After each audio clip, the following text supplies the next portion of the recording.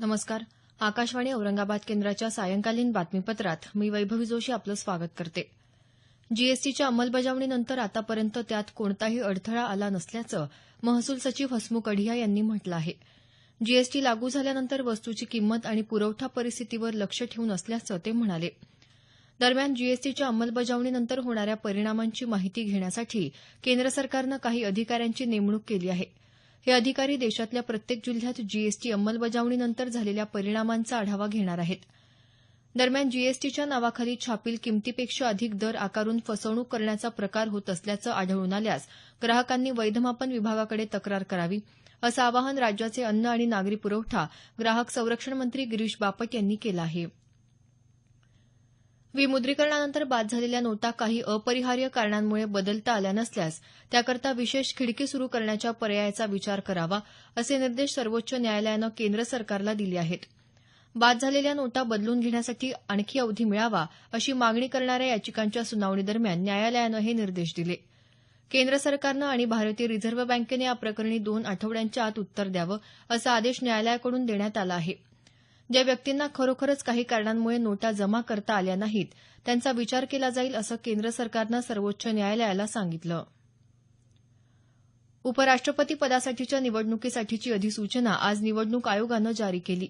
या निवडणुकीसाठी आजपासून उमेदवारी अर्ज भरण्यास सुरुवात झाली. येत्या 18 तारखेपर्यंत उमेदवारी अर्ज भरता येणार आहेत. येत्या 5 ऑगस्टला उपराष्ट्रपती पदासाठी मतदान आणि त्याच दिवशी मतमोजणी होणार आहे.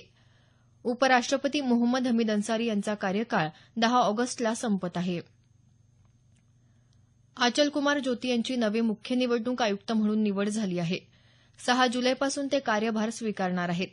सध्याचे निवडणूक आयुक्त नसीम झैदी हे सेवानिवृत्त होत असल्यामुळे या पदासाठी ज्योती यांची निवड करण्यात आली.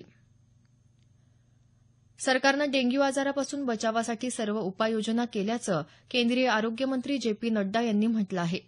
नवी दिल्ली इथं आज झालेल्या यासंबंधीच्या बैठकीत ते बोलत होते. आरोग्य मंत्रालयानं राज्य सरकारांना या आजारासंबंधी सर्व उपाययोजना करण्याचे निर्देश याआधीच दिल्याचं ते म्हणाले. देशभरात यावर्षी आतापर्यंत 18,000 डेंग्यूचे रुग्ण आढळले आहेत. औरंगाबाद जिल्ह्यातल्या अब्दीमंडी इथं उभारण्यात आलेल्या राज्यातल्या पहिल्या इको बटालियन टास्क फोर्सची स्थापना आणि कोनशिला समारंभ आज अर्थमंत्री सुधीर मुनगंटीवार यांच्या हस्ते पार पडला. या टास्क फोर्सच्या माध्यमातून मराठवाड्यात वृक्षांची संख्या वाढवण्याचा प्रयत्न करण्यात येणार आहे.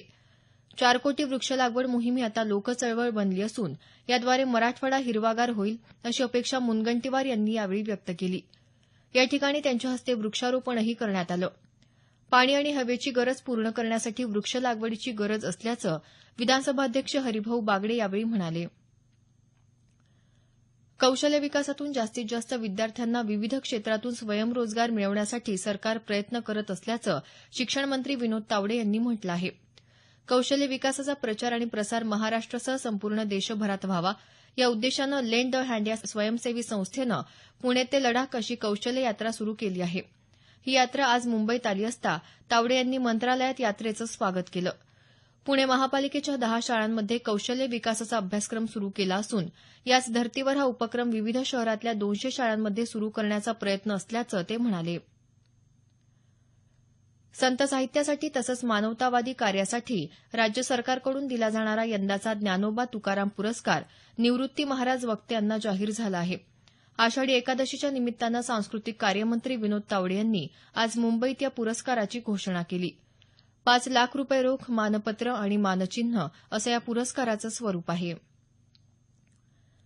देशातल्या एका अग्रणी नियतकालिकानं केलेल्या सर्वेक्षणामध्ये औरंगाबादच्या शासकीय दंत महाविद्यालय आणि रुग्णालयानं 12वं स्थान पटकावलं आहे. पहिल्या 15 महाविद्यालयांमध्ये राज्यातल्या केवळ 3 महाविद्यालयांचा समावेश आहे.